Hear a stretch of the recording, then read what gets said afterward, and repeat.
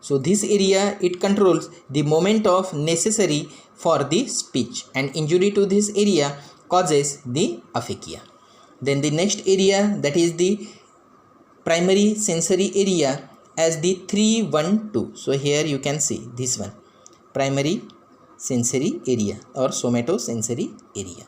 So it is located into the post central gyrus and extends into the posterior part of the paracentral lobule. Then primary sensory area, it is concerned with the perception of exteroceptive related with the touch, temperature, pain and the pressure, and the proprioceptive of the vibration, muscle and the joint sense. So that is the main function of, that is the primary sensory area, that is the 1, 3 and the 2 number. Then the sensory speech area of the Wernicke's. The sensory speech area, it is located on the area here, that is the 39 and the 40. So this one, that is the 2 area, that is the sensory speech area. And this area, it is concerned with understanding of the speech, that means the interpretation of the language through the visual and the auditory input. Then the next area which is present on the temporal lobe, so here in this region. So first, that is the primary auditory area, that is the 41 and the 42. So 41 and the 42 number area. So here you can see that is the 41 and the 42 number area. So this is the primary auditory area. It is located on the superior surface of, here the superior surface of the superior temporal gyrus and extends slightly to the adjacent part of the superior temporal gyrus. So here. Then the secondary auditory area, that is the number is the 22. So this one, that is the secondary auditory area. This is the primary auditory area. So it is located on the lateral surface of, here the superior temporal gyrus, slightly posterior to the primary auditory area. And this primary and the secondary auditory area, it receives the fibers from the medial geniculate body via the auditory radiation. The cochlear are the bilaterally represented, therefore a lesion in one cortex does not cause the unilateral deafness. Then the next area, that is the primary visual area, that is the 17th number. So which is present into that the occipital lobe. So that is the primary visual area. So it is located mainly on the medial surface of the occipital lobe. So here in this diagram you can see that is the 17 number area. This one. It is mostly located on the medial surface of the occipital lobe in walls and the floor of posterior part of the calcarine sulcus. Then it is marked by structural features of the visual cortex in presence of the white line. Then next to it, that is the secondary visual area. So that is 18 and 19 number. So this one, the cortex adjacent to the primary visual area on the medial and lateral surface of the occipital lobe and occupied by secondary visual area. So the visual cortex, it receives the afferent from the lateral geniculate body via the optic radiation. And here that is the image of object, it is clearly seen because that is the macular area which is present on the retina or central area of the retina and responsible for the maximum visual acuity. So this acuity, it should be seen into that the 18 and 19 number area. So these are the functional areas which is described by the Brodmann, and these are total the 47 areas called the Broca's area.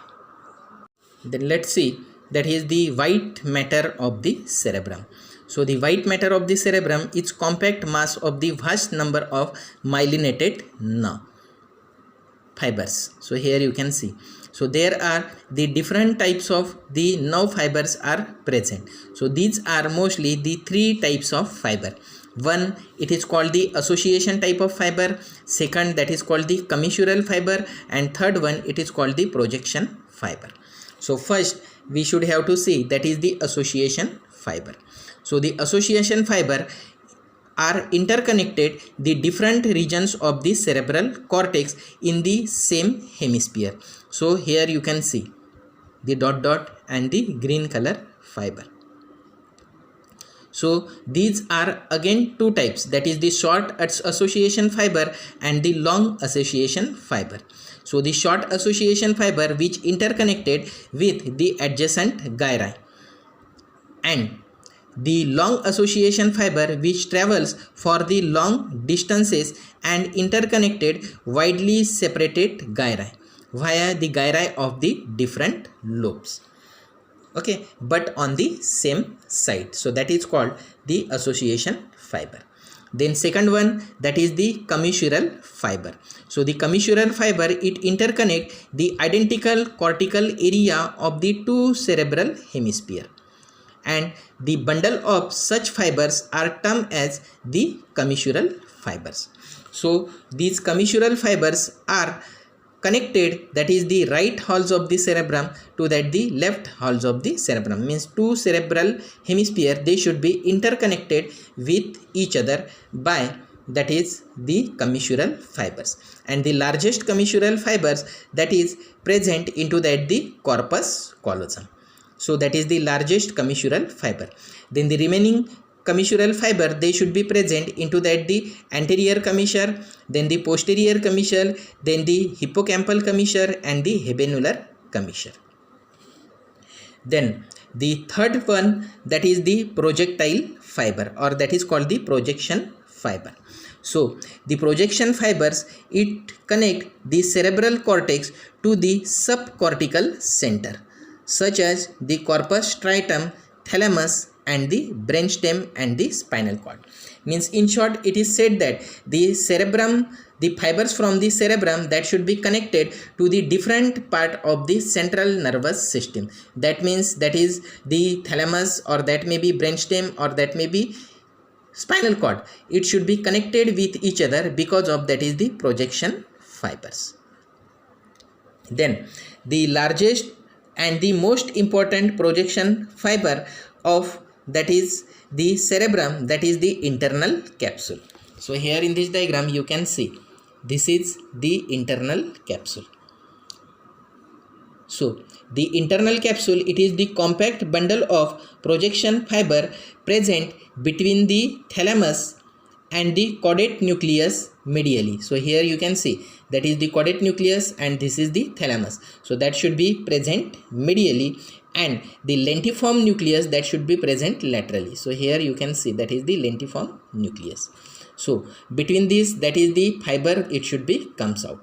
So it consists of ascending and the descending nerve fibers which connect the cerebral cortex to the brainstem and the spinal cord.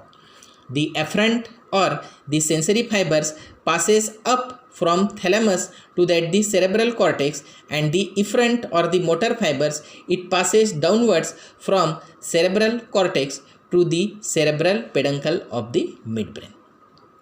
Then the sensory and the motor fibers of the internal capsule are mainly responsible for sensory and the motor innervation of opposite half of the body. You know, in the region of the medulla oblongata, these fiber, that is the corticospinal fiber, they should be decussate with each other and supply to the opposite side of the body. So the fiber which is coming out from the left side, it should be goes on the right side, and the fiber from the right side of the cerebrum, it goes downwards and goes on the left side. So the right side of the cerebrum, it control the left side of the body, and the left side of the cerebrum, that control the right side of the body. So the clinical application related with the cerebrum. So first point, that is lesion to that the internal capsule. So you know from the internal capsule, that is the corticospinal tract or the pyramidal tract that should be comes out, and into that the base of the medulla oblongata, the fiber 80% fiber they should be decussate with each other. So the right side of the cerebral hemisphere that control the left side of the body, and the left side of the cerebral hemisphere that control the right side of the body. So the lesion should be occurs when to that the internal capsule it is frequently involved into that the cerebrovascular disorders. The most common cause of the arterial hemorrhage, that is the atherosclerosis. Then the hemorrhage or the damage to that the internal capsule caused by the hemorrhage or the infarction and lead to loss of sensation and the spastic paralysis of the opposite half of the body. So here you can see that is the crossing of the fiber is occurs. So if the injury should be occurs in this region, so this fiber that should be goes on the right side, so opposite side of the paralysis should be occur, but the paralysis it is the spastic type of paralysis, means that is the spasm of the muscle that should be occur, and that type of paralysis that is called the contralateral paralysis. The next clinical point that is related with the internal capsule. So here you can see that is the internal capsule, and you know it passes the high concentration of motor and sensory nerve fibers throughout that the internal capsule. So even the small lesion into that the internal capsule, it may produce a wide spread of the paralytic effect and the sensory loss in the opposite half of the body. So that is the very important clinical important related with that the internal capsule. Next to it, we should have to see that is the functional areas, and the lesion should be occurs into that the different functional area. So first, that is the lesion should be occurs into that the primary motor area here. So the lesion it should be occurs in one hemisphere, produce a spastic paralysis of extremities of the opposite half of the body. That means that is called the hemiplegia. The masticatory, laryngeal, pharyngeal, upper facial and the extraocular muscles are spread for being represented bilaterally. So that is the important clinical feature. Then next to it, that is the lesion of motor speech area. So here you can see 44 and the 45 number area. So if the lesion should be occurs into this side, so it occurs the loss of ability to produce the proper speech. So that is called the expressive aphasia.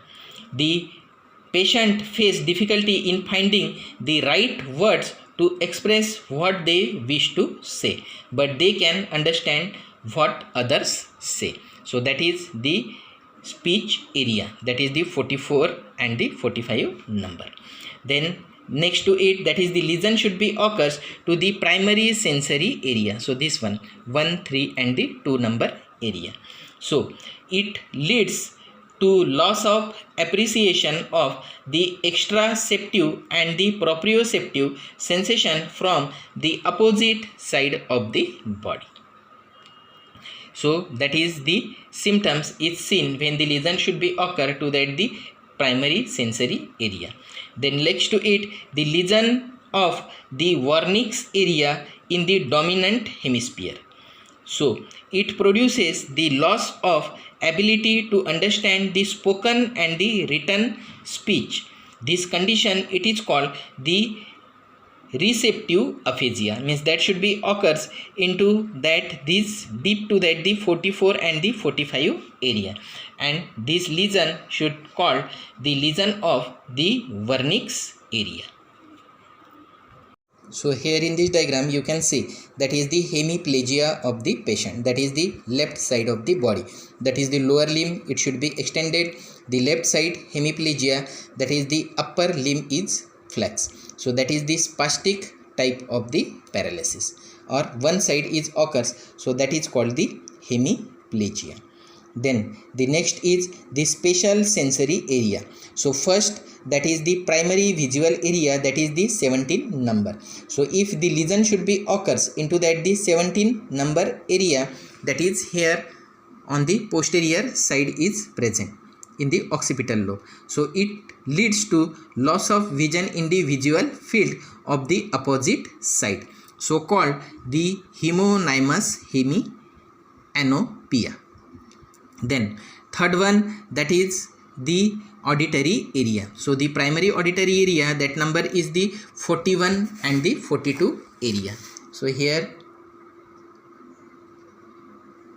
in this diagram you can see that is the 41 and the 42 number area, this one. So the primary auditory area, it occurs involving the auditory area, causes a diminution in the acuity of hearing in both ears, and loss is greater in the opposite ear, mostly into that the opposite side. However, that is the impairment, it is a slight because of the bilateral projection of the cortex and deficit, the difficult to detect by a clinical test.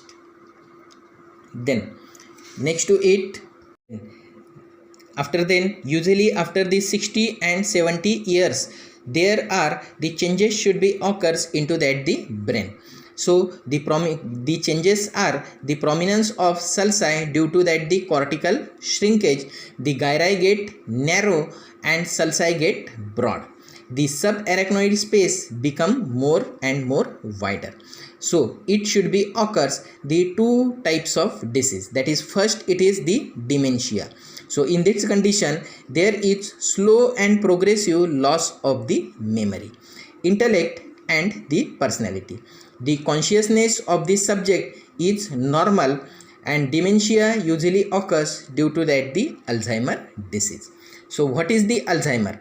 So in the Alzheimer disease, the changes of normal aging are pronounced in the parietal temporal lobe and into that the parahippocampus.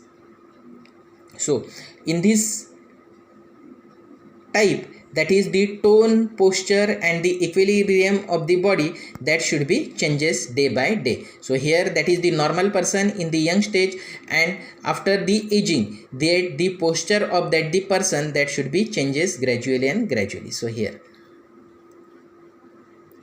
so that is called the Alzheimer's. So these are the clinical points related with that the cerebrum.